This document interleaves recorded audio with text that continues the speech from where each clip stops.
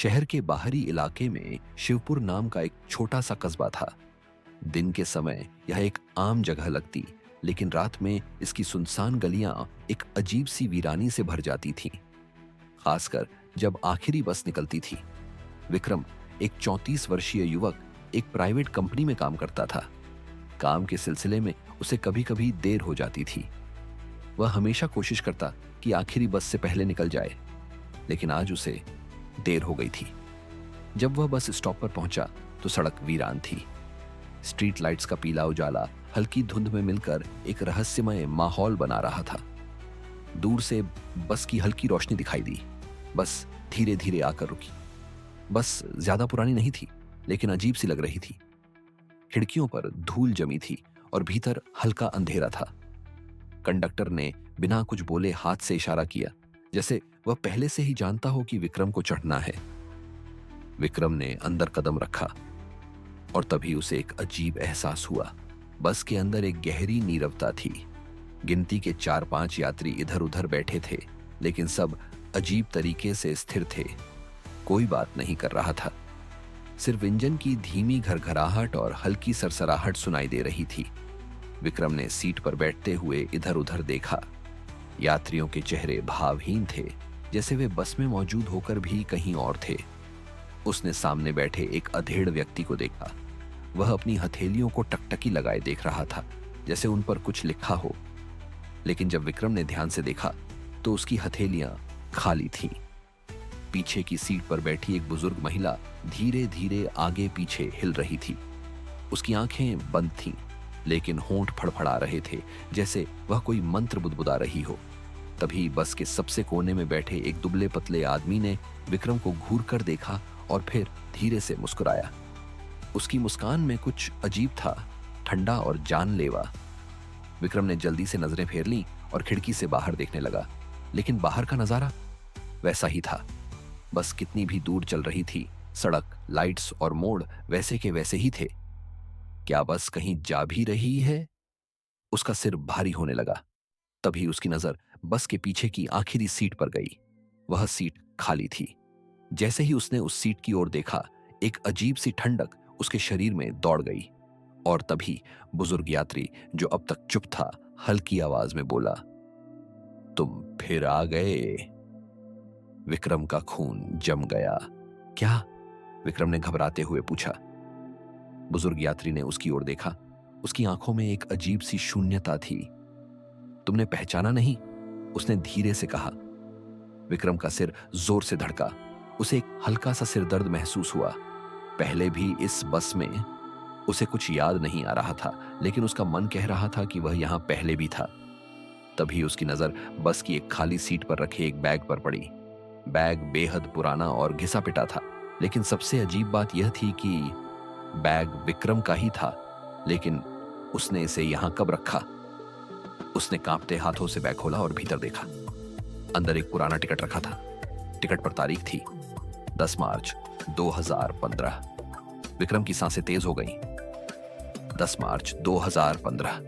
यह तारीख जानी पहचानी लग रही है, लेकिन तभी जैसे ही उसने टिकट को पलटा, उसकी आंखें फटी रह गईं। पीछे एक जगह कुछ लिखा था, हम फिर मिलेंगे। विक्रम का शरीर सुन्न हो गया। बस के अंदर का माहौल अचानक बदलने लगा। यात्रियों के चेहरे धीरे धीरे विकृत होने लगे। बुजुर्ग की आंखें अब पूरी तरह सफेद हो चुकी थीं। पीछे बैठी महिला का मंत्रोच्चार तेज हो गया।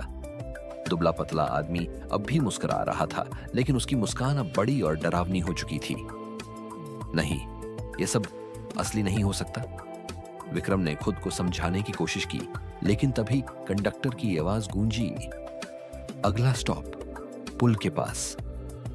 पुल, वही पुल जहां विक्रम को कुछ याद आने लगा था। बस अब एक अजीबोगरीब तरीके से कांप रही थी, जैसे किसी अदृश्य ताकत ने इसे जकड़ रखा हो। विक्रम के हाथों में अब भी वह पुराना बस टिकट था, जिस पर लिखा था, हम फिर मिलेंगे। उसके दिमाग में अब तेजी से यादें कौंधने लगी। 10 मार्च 2015। वह उसी तारीख को इस आखिरी बस में था। आधी रात, ठीक इसी बस में यात्रा कर रहा था, ठीक इसी रास्ते पर, ठीक इसी पुल के पास। और फिर जोरदार हादसा। बस पुल से नीचे गिरी थी। विक्रम की सांसें अटक गईं। उसने आंखें बंद की और स्मृतियां बाढ़ की तरह लौट आईं। बस की तेज रफ्तार, घने कोहरे में डूबा पुल। अचानक सामने आया ट्रक, ड्राइवर का नियंत्रण खोना और फिर धड़ाम। बस पुल से नीचे गिरी थी।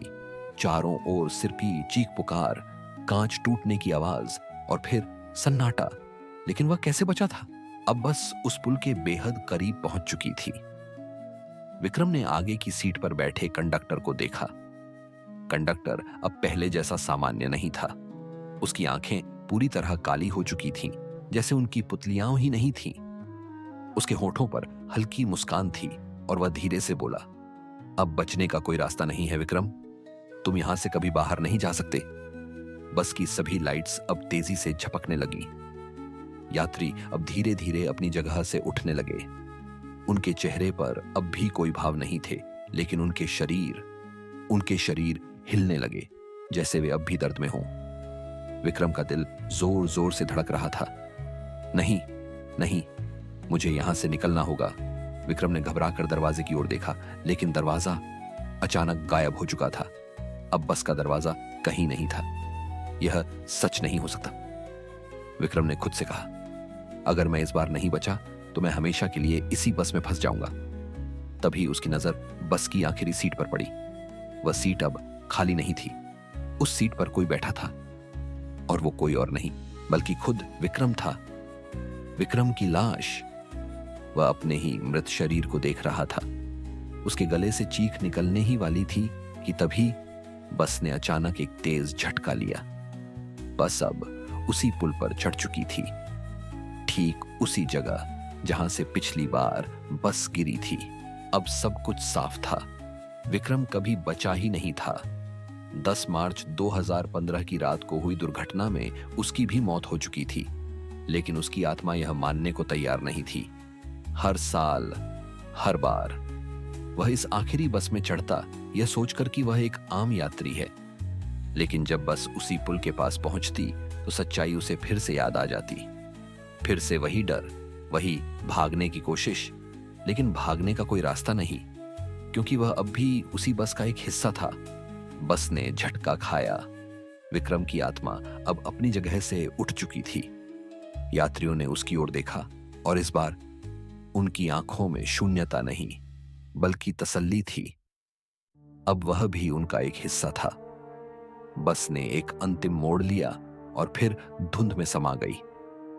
विक्रम अब किसी और यात्री के आने का इंतजार कर रहा था।